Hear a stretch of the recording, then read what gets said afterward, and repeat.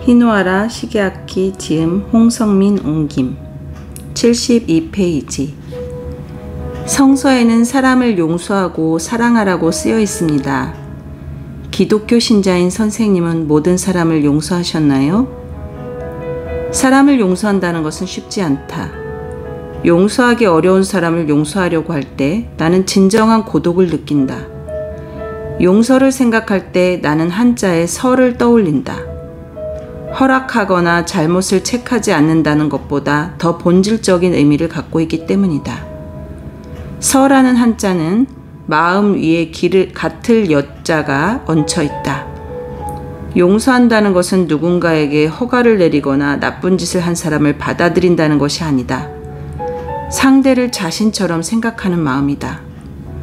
상대를 자신처럼 생각한다는 것은 상대를 용서하는 것이 곧 자신을 용서한다는 의미다. 그래서 용서는 상대가 아니라 자신을 위해서 하는 행위다.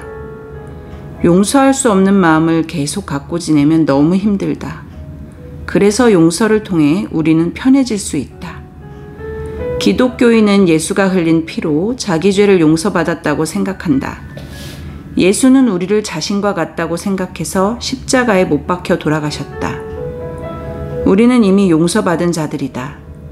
그렇기 때문에 이웃을 자신처럼 여겨 용서할 수 있다. 그렇기는 해도 도저히 용서할 수 없는 사람도 있지 않을까 하는 의문이 들 것이다. 그만큼 용서란 어렵다. 신이 걸은 길을 선택해 수도자가 된 와타나베 가즈코 수녀조차 어릴 적 2.16 사건, 1936년 2월 26일 일본 육군의 황도파 청년 장교들의 쿠데타기도라고 되어 있네요. 2.16 사건 때 아버지를 총살한 범인을 용서하는 데 상당한 시간이 필요했다고 한다. 그것은 인간의 솔직한 심정이다. 우리도 인생을 살면서 이것은 절대 용서할 수 없다. 이 사람만큼은 절대 용서가 안 된다 하는 경우에 처하게 된다. 나 역시 요도 납치 사건을 당했을 때 같은 체험을 했다. 58세 때의 일이다. 그때 범인들은 비행기 승객을 인질로 잡고 북한 평양으로 가자고 요구했다. 대한해협 위를 지날 때 범인 중 한 사람이 평양까지는 시간이 있으니 책을 빌려주겠다고 말했다. 그때 그들이 갖고 있었던 것은 러시아 혁명군인 적군 기관지와 김일성 전기, 신란 전기, 이토 시지오 시집, 그리고 도스토예프스키의 카라마조프가의 형제들도 있었다. 다른 승객은 아무도 손을 들지 않았는데 나 혼자 카라마조프가의 형제들을 달라고 했다. 나는 기내에서 예전에 읽었던 그 책을 조용히 읽어갔다. 지금 우리를 죽일지도 모를 그런 상대를 어떻게 용서해야 할까? 성서는 원수도 용서하라고 했지만 그 공포로 인한 고통 속에서 도저히 범인을 용서할 수 없었다. 그러나 그때 예수의 마지막 말이 내 마음에 울렸다. 십자가 위에서 숨을 거두려 하는 예수는 하나님을 향해 외친다. 아버지, 저들을 용서해 주십시오. 저들은 자기들이 무슨 일을 하는지 모릅니다. 지금 나에게는 이 범인들을 용서하는 마음을 가질 수 없지만 이해하는 노력은 할 수 있을지 모른다. 그 노력이란 것이 그들이 읽은 까라마조프가의 형제들을 읽는 행위였다. 지금도 나는 까라마조프가의 형제들이라는 소설의 내용을 진짜 의미에서 이해하지 못한다. 나는 그들을 용서할 수 있을까? 지금도 자문을 계속한다.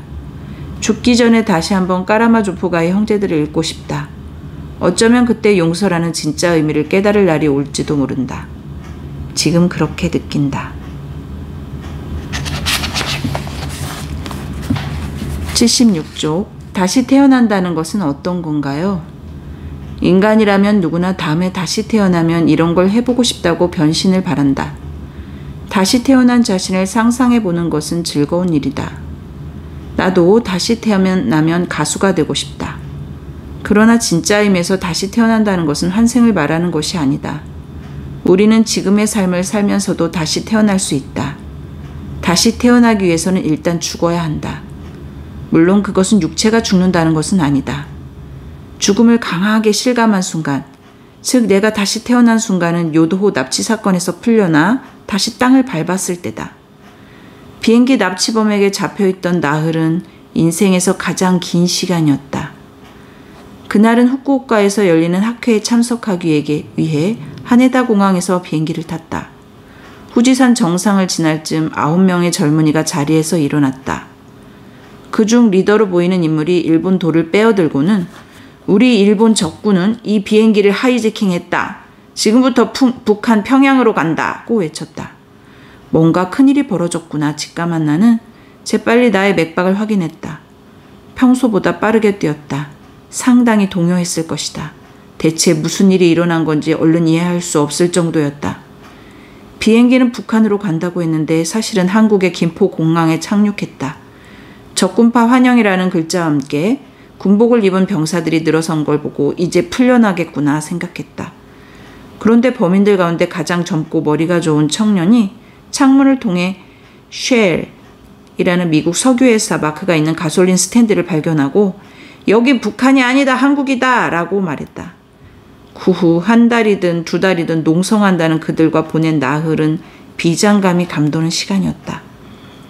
당시 운수성 정무차관이었던 야마무라 신지로의 교묘한 협상 덕분에 우리는 겨우 풀려날 수 있었다. 비행기 트랩을 내려와 땅에 발을 디뎠을 때의 감각을 지금도 잊을 수 없다. 아내를 다시 만난 기쁨에 포옹하면서 내 목숨은 새로 주어졌다. 앞으로는 내가 아닌 남을 위해 살자고 결심했다. 나는 그때 이미 한 번 죽었다. 과거의 낡은 자신이 죽고 새로 태어난 것이다. 성서에서 예수는 이렇게 말한다. 누구든지 나를 따라오려거든 자신을 버리고 제 십자가를 지고 나를 따라야 한다. 자신을 버리는 것은 낡은 자신이 죽는 것이다. 그런 의미에서 나는 요도 사건 덕분에 새로 태어났다. 그날 이후 지금까지 신이 주신 새로운 목숨을 남을 위해 전부 바치는 삶을 살았다. 자, 여러분도 죽음의 문턱에 가까이 가본 적이 있으신가요? 다시 한번 태어나서 자신의 삶을 새롭게 한번 살아보는 건 어떨까요? 오늘은 이상입니다.